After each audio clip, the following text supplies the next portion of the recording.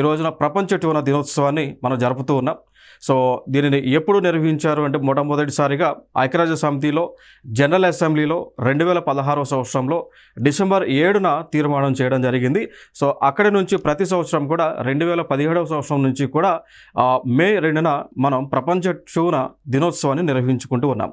మరి ట్యూనా అనేటువంటిది ఏంటి అంటే మనకి ఇమేజ్లో కనిపిస్తున్నటువంటి ఒక చేప, సముద్రపు జీవి.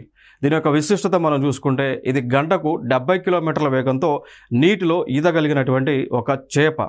సో అందుకోసమే దీనిని సముద్రపు ఫెరారీ అనేటువంటి పేరుతో కూడా ఈ యొక్క ట్యూనాని పిలుస్తూ ఉంటాం.